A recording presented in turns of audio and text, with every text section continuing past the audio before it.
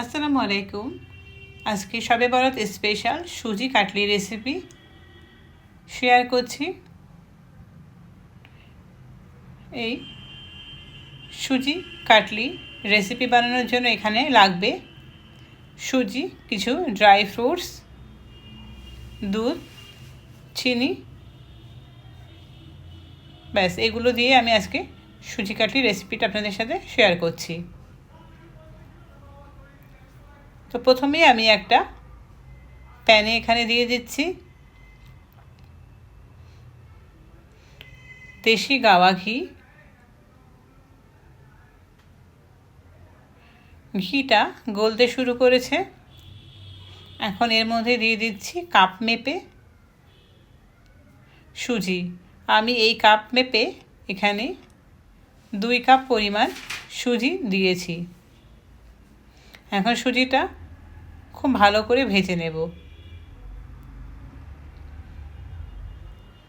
Low to medium ফ্লেমে রেখে আমি সুজিটা বেশ কিছুক্ষণ ধরে ভেজে নেব। খুব সুন্দর একটা ফ্লেভার ছাড়তে শুরু করেছে যেহেতু ঘি দিয়ে ভাজছি। সুজির কালারটা হালকা একটু লালচে হয়ে আসলে তুলে নেব। দেখতেই পাচ্ছেন সুজির কালারটা কিন্তু হালকা হালকা লালচে চলে এসছে। এখন সুজিটা আমি অন্য একটা পাত্রে তুলে রাখছি। এখানে আমি কিছু ড্রাই ফ্রুটস নিয়েছি। পছন্দ মতো যে কোনো ড্রাই ফ্রুটস ব্যবহার করা যেতে পারে। এই থালাতে আমি কাটলিটা শেপ দেব। তো থালাতে আমি দিয়ে দিচ্ছি এখানে ঘি দিয়ে খুব ভালো করে আমি চারিদিকে ঘিটা স্প্রেড করে দিচ্ছি, যাতে সুজি কাটলি সব দিকেই ড্রাই ফ্রুটস থাকে। তো সেই জন্য আমি নিচের দিকে অর্থাৎ প্লেটেও কিছু ড্রাই ফ্রুটস দিয়ে দিচ্ছি। তাহলে যখন আমি এখানে সুজি কাটলিটা বসাবো তখন নিচের দিকে বা নিচের পিঠেও ড্রাই ফ্রুটস লেগে থাকবে। তো আমি যেই কাপ মেপে সুজি নিয়েছিলাম সেই কাপ মেপেই 2 কাপ সুজিতে 2 কাপ চিনি ব্যবহার করলাম। আর এখানে 1 কাপ গরুর দুধ আগে থেকে জাল করা, আর 1 কাপ পানি ব্যবহার করলাম। আর দিলাম 3 থেকে 4টে এলাচ। এলাচটা খুব ভালো করে আমি ফাটিয়ে এখানে ব্যবহার করেছি। এখন এটা জাল করে নেব কিছুক্ষণ। এখন হাই ফ্লেমে রেখে এটা জাল করে নিচ্ছি।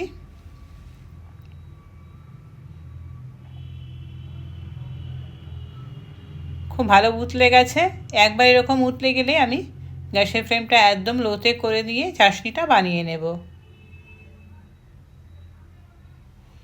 আমি হাতে নিয়ে দেখাচ্ছি, এটা আঠারো আঠারো ভাব চলে এসছে, অর্থাৎ চাশনিটা রেডি হয়ে গেছে। এখন এর মধ্যে দিয়ে দিচ্ছি আগে আমি যে সুজিটা ভেজে রেখেছিলাম সেই সুজিটা এখানে অ্যাড করে দিচ্ছি। এখন লো ফ্লেমে কিছুক্ষণ আমি এটা রান্না করব। কন্টিনিউয়াসলি এইভাবে একটা স্প্যাচুলা দিয়ে নাড়তে হবে যেন কোথাও দলা পাকিয়ে না থাকে। এখন এর মধ্যে দিয়ে দেব কিছুটা ড্রাই ফ্রুটস, তাহলে কাটলির মধ্যেও ড্রাই ফ্রুটস থাকবে।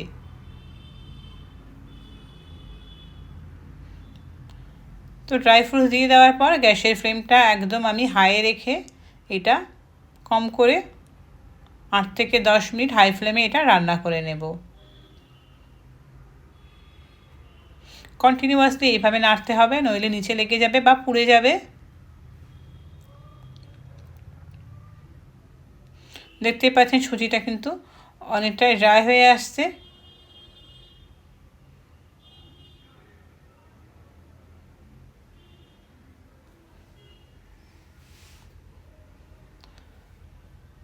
তো সবশেষে আমি একটু 1 টেবিল চামচ এখানে ঘি ব্যবহার করলাম, দিয়ে আবারও সুজিটা খুব ভালো করে আমি জাল করে নিচ্ছি।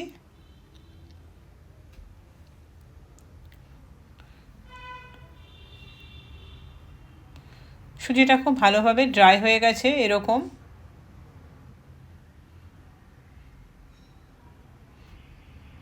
এখন আমি এটা প্লেটে নিয়ে নেব। তো প্লেটে সুজিটা আমি দিয়ে দিলাম, বাকি সুজিগুলোও দিয়ে দিচ্ছি। এখন খুব ভালো করে এটা ট্যাপ করে নেব যাতে সব সাইডে ঠিকঠাকভাবে সুজিটা যায়। ঠিক এভাবে একটু চামচ দিয়ে বা স্প্যাচুলা দিয়ে আমি একটু চারিদিকে স্প্রেড করে দিচ্ছি।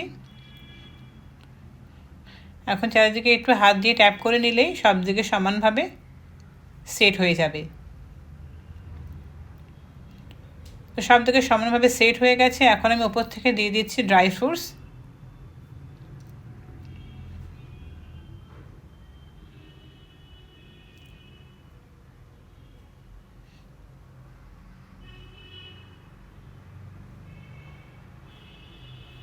তো আমি সব সাইডে খুব ভালোভাবে ড্রাই ফ্রুটস দিয়ে দিয়েছি।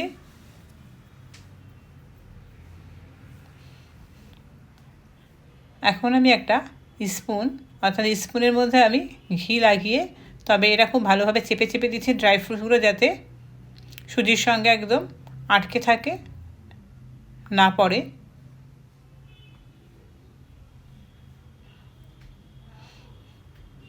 পাঁচ মিনিট পর আমি এখন এটা কাটলি যেরকম পছন্দ মতো একটা শেপ মতো আমি কেটে নেব। এখানে আমি ডায়মন্ড শেপের কাটলি কেটে নিচ্ছি। সাধারণত কাটলি শেপটা ডায়মন্ড শেপেরই হয়। তো আমি চাকু দিয়ে ঠিক এইভাবে ডায়মন্ড শেপের সুজি কাঠিটা কাটিং করে নিচ্ছি। একেবারে ঠান্ডা হয়ে গেলে কাটিংটা কিন্তু আসবে না, গরম থাকতে থাকতেই কাটিংটা করে নিতে হবে। তো আমার এই সুজি কাটলি রেসিপিটা খুবই কিন্তু ইজি একটি রেসিপি, আর খেতে কিন্তু দারুণ লাগে। আর এই সুজি কাটলিটা 1 থেকে 1.5 মাস কিন্তু রেখে খাওয়া যায়। তো কেমন হলো আজকে সুজি কাটলি? সব থেকে আমি লাস্টে একটু ওপর থেকে খোয়া খেয়ে দিয়ে দিয়েছি দেখার সৌন্দর্যের জন্য। ওকে, বাই।